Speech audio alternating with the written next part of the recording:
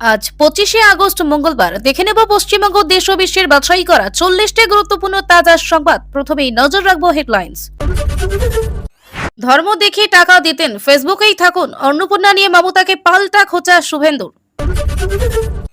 দিল্লিতে ফের সরকার বিরোধী আন্দোলনের ডাক আরশোলাদের, প্রতিবাদের নামে বিক্ষোভের ছক। আজ থেকেই কার্যকর গুন্ডা দমন আইনের একটি অংশ ভাঙচুর করলে বিরাট শাস্তি, বড় বার্তা মুখ্যমন্ত্রীর।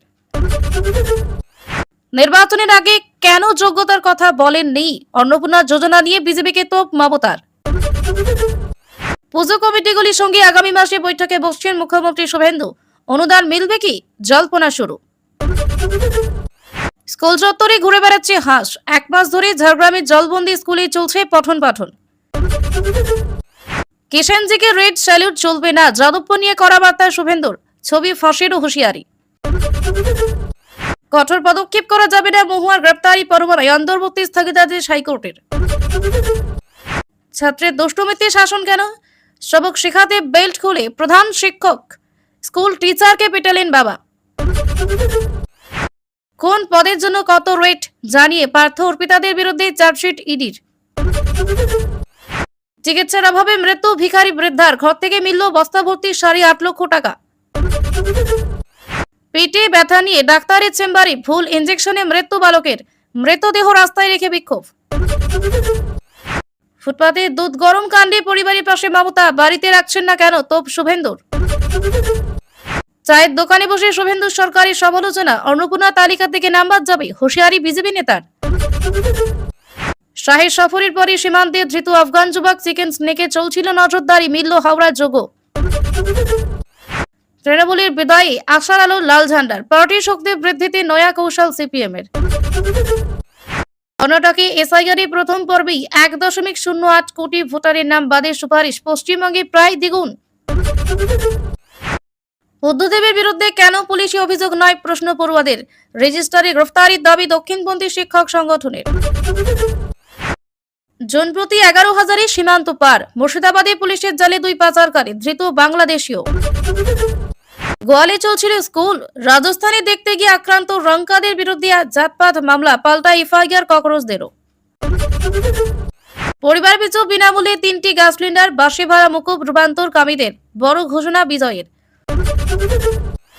অযোধ্যায় আষ্টে গন্তি রুষ্ট বিজেপি, কংগ্রেসের অনুষ্ঠানে মৎস্যভোজ, পাল্টা দিল রাহুলের দল। মৃত শিবিরে আরাবুল, আইএসএফ ছেড়ে আসল তৃণমূলে ফিরলেন ভাঙড়ের তাজা নেতা। প্রধান শিক্ষককে ডিম থেরাপি, মাথায় মাখানো হলো গোবর, উত্তেজনা বাঁকুড়ার স্কুলে। তৃণমূলের টার্গেটে বিজেপি নেতা, বাড়িতে বোমাবাজি রেখে গেল সাদা থান, হুমকি চিঠি। গুন্ডা দমনে এনকাউন্টারে হুঁশিয়ারি দিলীপের। পরিবারের আলোককে বেরিয়ে বন্যার জলে তলিয়ে মৃত্যু শিশুর, পরিবারের পাশে রাষ্ট্রমন্ত্রী। মহারাষ্ট্রে খাদে সপরিবারে মৃত্যুর ফেলেন আইফোন 9, নেপথ্যে কোন রহস্য, ইঙ্গিত তরুণের বাসির। বুঝিয়ে বলা দরকার ছিল, ফুটপাতে দুধ গরম বিতর্কে মুখ খুললেন অগ্নিমিত্রা। প্রেমিকের সঙ্গে আতাত বাংলার বধূর, সন্তানকে দেখানোর ছলে খাবারে বিষ মিশিয়ে স্বামীকে খুন। বারুইপুরে খুন বিজেপি কর্মীর, নাম জড়ালো দলেরই নেতার। যেই হন না কেন এমন সিদ্ধান্তের আগে ব্যাংকে জানানো উচিত, অভিষেকের অ্যাকাউন্ট ফ্রিজ, মামলায় বলল কোর্ট। ফের অগ্নিকাণ্ড, বিমানবন্দরের কাছে দাউ দাউ করে জ্বলছে গাড়ির শোরুম, পুড়ে ছাই 25টি গাড়ি। বঙ্গে ফের নিম্নচাপে চোখ রাঙানি, ভাসতে পারে কলকাতা সহ গোটা রাজ্য। সস্তার দিন শেষ, ভারতের বিদ্যুৎ নীতি, এবার বাড়তি খরচ গুনতে হবে বাংলাদেশকে।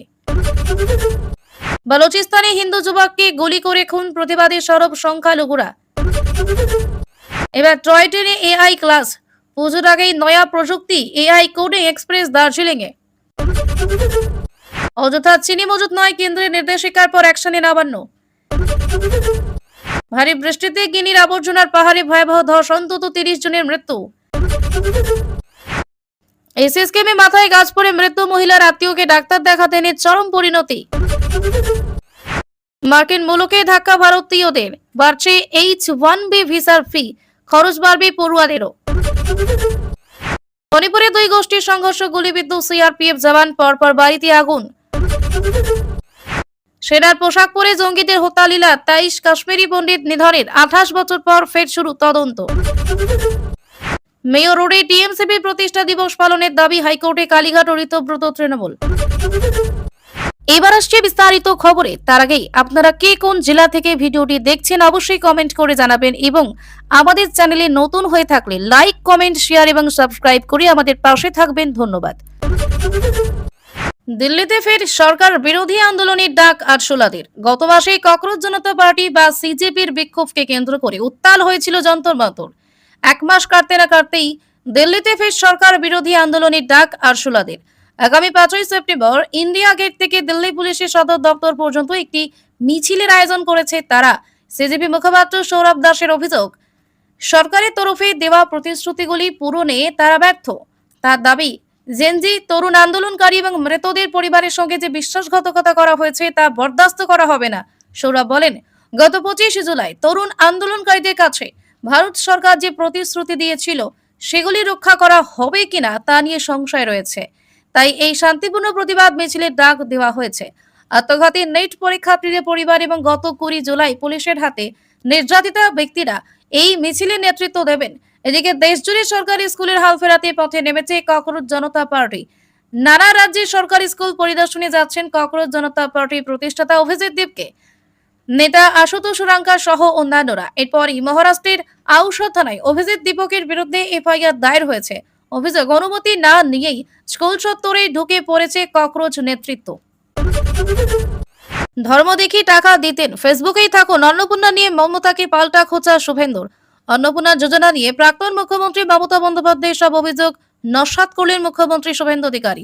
প্রকল্পের শর্ত আরোপ নিয়ে মমতার অভিযোগ প্রসঙ্গে শুভেন্দু জানান, আগে সরকার শর্ত আরোপ করেছিল।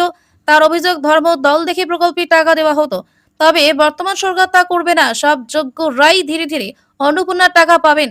সোমবার ফেসবুক লাইভে অন্নপূর্ণা যোজনা নিয়ে একাধিক অভিযোগ তোলেন মমতা বন্দ্যোপাধ্যায়। তিনি বলেন, আগে কোনো শর্তের কথা বলা হয়নি, পরে যোগ্য অযোগ্য ভাগ করে শর্ত আরোপ করা হচ্ছে। পাল্টা শুভেন্দু বলেন, বিগত সরকারও লক্ষ্মীর ভান্ডারের শর্ত আরোপ করেছিল। 25 থেকে 60 বছর বয়সী মহিলাদের দেওয়ার কথা বলা হলেও সব মহিলাকে দেওয়া হয়নি।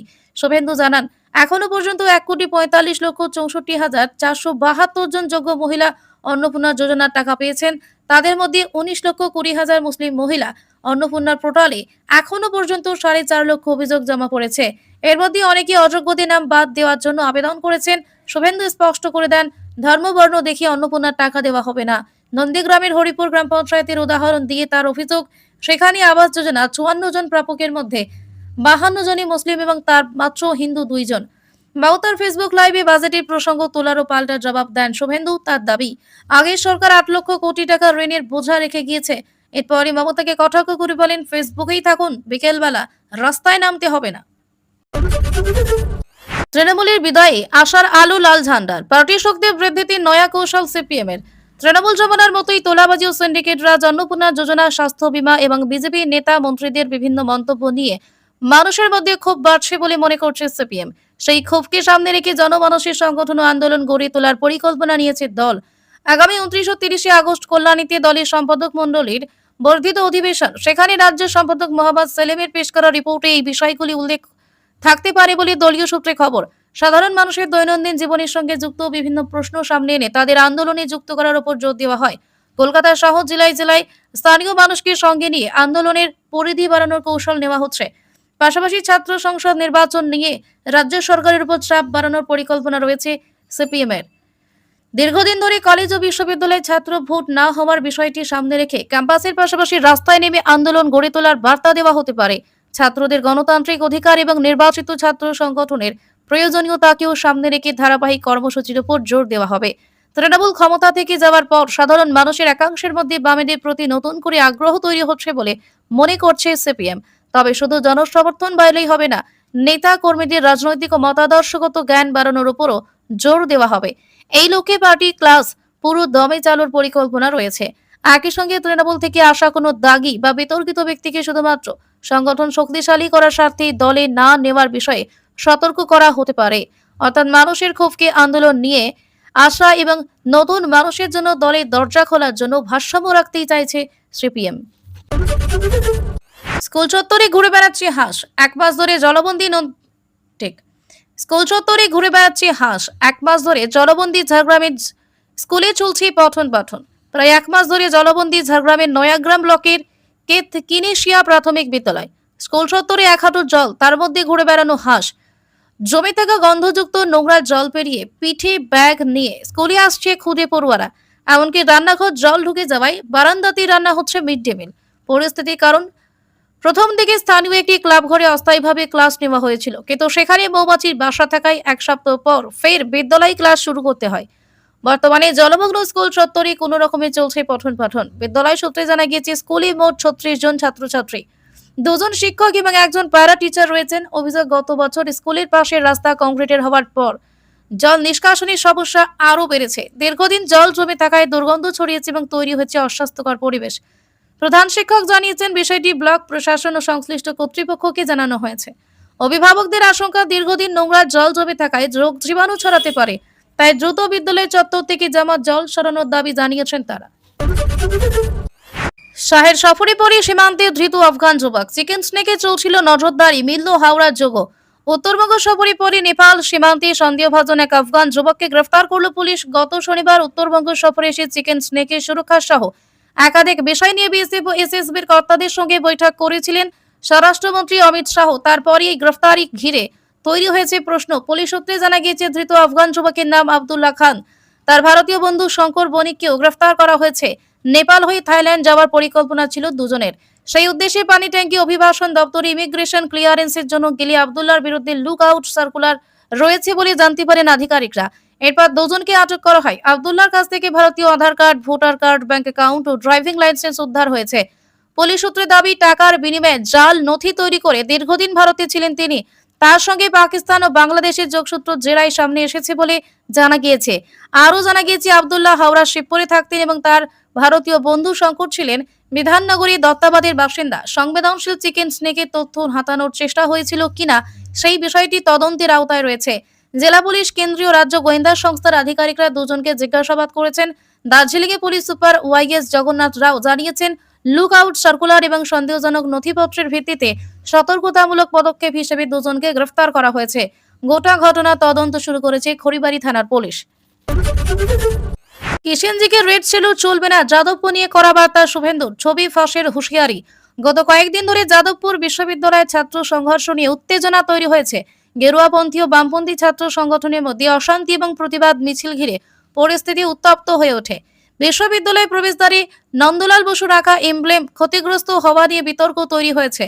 এদিন নবান্নে সাংবাদিকদের মুখোমুখি হয়ে যাদবপুর ইস্যুতে কড়া বার্তা দেন মুখ্যমন্ত্রী শুভেন্দু অধিকারী। তিনি বলেন, যাদবপুরে কিষেনজি রেড স্যালুট চলবে না, সব ডকুমেন্ট আছে, ব্যবস্থা নেওয়া হবে। যদিও শুভেন্দুর দাবি, যাদবপুরে বর্তমানে সব স্বাভাবিক রয়েছে এবং এদিনও ক্লাস হয়েছে, তবে আর্টস হোস্টেলে বেশ কিছু ছবি ও ভিডিও তাদের হাতে এসেছে বলে জানান তিনি। তার কথায়, কয়েকজন ছাত্র সিএমওতে আর্টস হোস্টেলের ভিডিও পাঠিয়েছেন, সেগুলি যাচাইয়ের জন্য ভিসির কাছে পাঠানো হয়েছে। এই ঘটনায় করা ব্যবস্থার ইঙ্গিত দেন তিনি। পাশাপাশি যাদবপুর ইস্যুতে পুলওয়ামা ও অপারেশন সিঁদুরের প্রসঙ্গ তোলেন শুভেন্দু। তার বক্তব্য, দেশই সবার উপরে এবং এই নীতিতেই সরকার চলবে। আগামী 28শে আগস্ট রাখির দিন দেশপ্রেম দিবস পালন করা হবে বলে জানান শুভেন্দু। গোটা পশ্চিমবঙ্গে 4000 অনুষ্ঠান হবে এবং সেদিন যাদবপুরে সম্পূর্ণ বন্দে মাতারাম গাওয়া হবে বলে জানান তিনি। এর আগে যাদবপুর বিশ্ববিদ্যালয় নিয়ে জাতীয়তাবাদ ও দেশপ্রেমের প্রশ্ন কড়া মন্তব্য করেছিলেন শুভেন্দু। এদিনও তার বক্তব্য সেই অবস্থান স্পষ্ট হয়েছে। সেনার পোশাক পরে জঙ্গিদের হত্যা নিলে 23 কাশ্মীরি পণ্ডিত নিধনের 28 বছর পর ফের শুরু তদন্ত। 1998 সালে সাধারণতন্ত্র দিবসের ঠিক আগের রাতে নৃশংস হত্যাকাণ্ডের সাক্ষী হয়েছিল গান্দেরবাল জেলার ওয়ানধামা।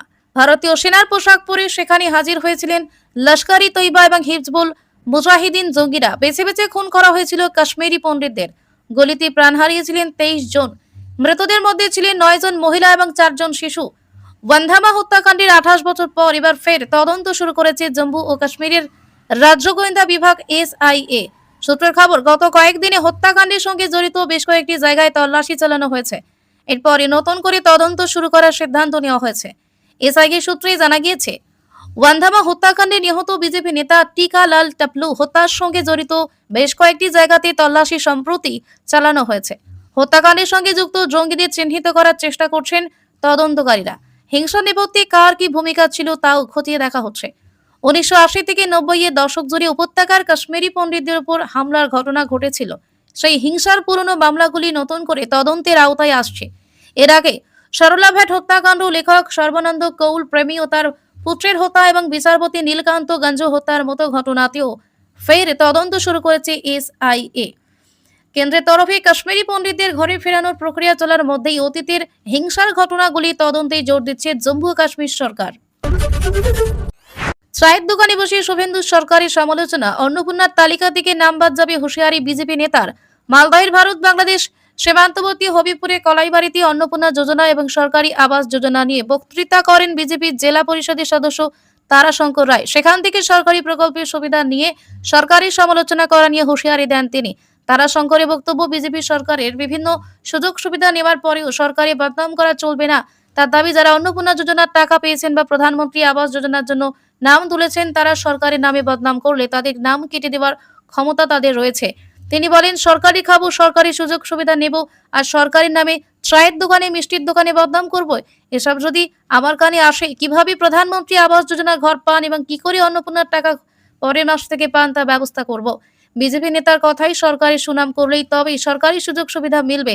রাজ্য সরকারের নামে গুজব ছড়ানো বন্ধ করার হুঁশিয়ারি দেন তিনি। তার দাবি, কেউ যে দলেরই কর্মী বা সমর্থক হোক না কেন, সরকারি প্রকল্পের সুযোগ নেওয়ার পর সরকারের বিরুদ্ধে ভুল তথ্য বা গুজব ছড়ালে জেলা স্তরে গিয়ে তার নাম কেটে দেওয়া হতে পারে। এই বক্তব্যে সমালোচনা করেছেন তৃণমূল দলের নেতা বিশ্বজিৎ ঘোষের অভিযোগ, সরকারি সুবিধার সুযোগ পাওয়ার জন্য সাধারণ মানুষের মুখ বন্ধ করার চেষ্টা করা হচ্ছে। পাল্টা তারাশঙ্কর রায় জানিয়েছেন, বক্তব্যটি তারই। তার দাবি, তৃণমূলের কিছু লোক সরকারি সুযোগ সুবিধা নেওয়ার পরেও সাধারণ মানুষকে ভুল তথ্য দিচ্ছেন এবং গুজব ছড়াচ্ছেন। তাদের উদ্দেশ্যেই তিনি এই কথা বলেছেন এবং তার এটি ব্যক্তিগত মত। মার্কিন মুলুকে ভারতীয়দের ধাক্কা, বাড়ছে H-1B ভিসার ফি, খরচ বাড়বে পড়ুয়াদেরও। মার্কিন মুলুকে থাকা ভারতীয়দের ফের ধাক্কা। H-1B ভিসা এবং অপটিক্যাল প্র্যাকটিক্যাল ট্রেনিং বা ওপিটিতে নতুন ফি চালুর পরিকল্পনা করছে ডোনাল্ড ট্রাম্পের সরকার। এর ফলে H-1B এবং ওপিটি খরচ বাড়তে চলেছে। আমেরিকার হোমল্যান্ড সিকিউরিটি এই মর্মে একটি প্রস্তাব পেশের তোড়জোড় শুরু করেছে বলে সূত্রের খবর। তবে সাম্প্রতিক একটি মার্কিন রিপোর্ট অনুযায়ী প্রস্তাবটি এখনো পর্যালোচনাধীন। নতুন ফির পরিমাণ এখনো প্রকাশ করা হয়নি। বিষয়টি ভারতীয়দের জন্য বিশেষভাবে গুরুত্বপূর্ণ, কারণ H-1B ভিসায় বহু ভারতীয় আমেরিকায় চাকরি করেন। USCIS এর একটি প্রতিবেদন অনুযায়ী 2024-25 অর্থবর্ষে H-1B ভিসার আবেদনকারীদের জন্য 71% ছিলেন ভারতীয়। H-1B ভিসার মাধ্যমে বিদেশিদের আমেরিকায় চাকরির সুযোগ দেওয়া হয়। অন্যদিকে আমেরিকায় পড়াশোনার জন্য পড়ুয়াদের প্রয়োজন F-1 ভিসা। পড়াশোনার সঙ্গে সম্পর্কিত নির্দিষ্ট সময়ের জন্য কাজের সুযোগ পান তারা অপটিক্যাল প্র্যাকটিক্যাল ট্রেনিং বা ওপিটি কর্মসূচির মাধ্যমে। এই বিশেষ অনুমতিপত্রের জন্য ফি দিতে হয়। জানা গেছে, সেই ফিও বাড়ানোর পরিকল্পনা করছে মার্কিন সরকার। উল্লেখ্য, গত বছরের সেপ্টেম্বরে H-1B ভিসার জন্য এককালীন $1 লক্ষ ফি ধার্য করেছিলেন ট্রাম্প, ভারতীয় অঙ্কে যা 95 লক্ষ টাকারও বেশি। তবে চলতি বছর আমেরিকার আদালত সেই ফি বাতিল করে। আদালত জানায়, এই ধরনের ফি আসলে কর, আর তা কার্যকর করতে মার্কিন কংগ্রেসের অনুমতি প্রয়োজন। ট্রাম্প সেই অনুমতি নেননি, ফলে আইনি এখতিয়ার না থাকায় ওই ফি বাতিল হয়ে যায়। চিনি পেঁয়াজের কালোবাজারি রুখতে লালবাজারের পদক্ষেপ। চিনি পেঁয়াজ সহ 6টি খাদ্যবস্তুর কালোবাজারি রুখতে মঙ্গলবার সকাল থেকে অভিযানে নামছে কলকাতা পুলিশের এনফোর্সমেন্ট শাখার 10টি টিম। কলকাতা পুলিশের 10টি ডিভিশনে এই যৌথ টিম একাধিক বাজার ঘুরবে। সঙ্গে থাকবেন খাদ্য দপ্তর ও কলকাতা পুরসভার আধিকারিকরাও। পুলিশের দাবি, গত 2 সপ্তাহে চিনির দাম 58 টাকা থেকে বেড়ে 66 টাকা, পেঁয়াজ 48 টাকা থেকে বেড়ে 57 টাকা এবং রসুন 190 টাকা থেকে বেড়ে 215 টাকা হয়েছে। চাল, মুরগির মাংস ও সর্ষের তেলের দামও বেড়েছে। পুলিশের কাছে খবর, বড় বাজারের তুলনায় ছোট বাজার ও মুদির দোকানে বেশি দামে খাদ্যবস্তু বিক্রি হচ্ছে। চিনি পেঁয়াজের কালোবাজারি রুখতে লালবাজারের পদক্ষেপ। দাম বেড়েছে চিনি আর পেঁয়াজের, এছাড়া চাল ও রসুন, সর্ষের তেলের দামও চড়েছে। তাই মঙ্গলবার থেকেই চিনি পেঁয়াজ সহ 6টি খাদ্যবস্তুর কালোবাজারি রুখতে অভিযানে নামছে কলকাতা পুলিশের এনফোর্সমেন্ট শাখার 10টি টিম। কলকাতা পুলিশের 10টি ডিভিশনে এই যৌথ টিম মঙ্গলবার সকাল থেকেই একাধিক বাজার ঘুরবে।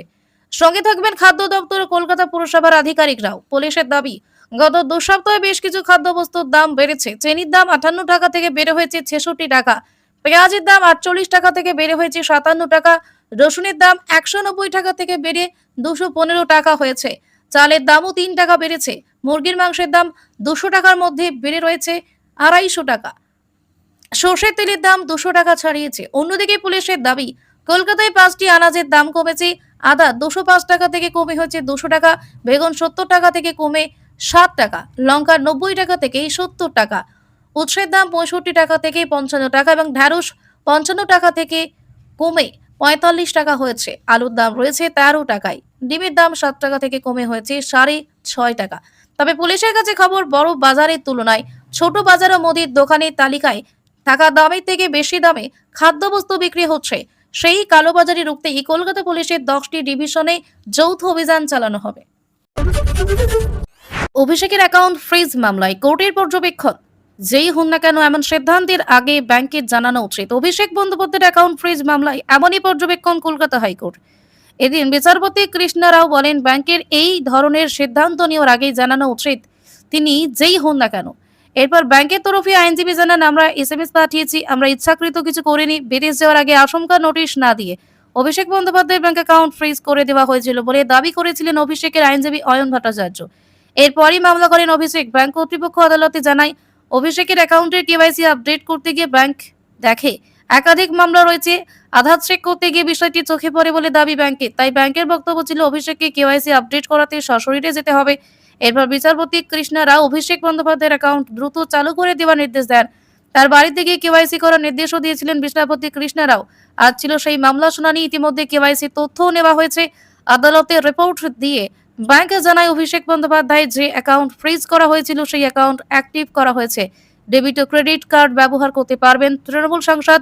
এরপর অভিষেকের আইনজীবী অয়ন ভট্টাচার্য সওয়াল করেন, মামলা নিষ্পত্তি হোক, তবে হ্যারাসমেন্টের জন্য টোকেন কস্ট ছাপানো হোক। ব্যাংক ছবি দেয়নি। এরপরই মামলা নিষ্পত্তি করে কলকাতা হাইকোর্ট। বছরে 3টি এলপিজি সিলিন্ডার বিনামূল্যে, বড় ঘোষণা বিজয়ের। বছরে 3টি এলপিজি সিলিন্ডার বিনামূল্যে, রূপান্তরকামীদের জন্য ফ্রি বাস পরিষেবা, বড় ঘোষণা বিজয়ের। রাজ্যবাসীর জন্য বড় ঘোষণা তামিলনাড়ু মুখ্যমন্ত্রী জোসেফ বিজয়ের। প্রত্যেক পরিবারকে বছরে 3টি করে রান্নার গ্যাস সিলিন্ডার বিনামূল্যে দেওয়া হবে, তবে এর জন্য শর্ত রয়েছে।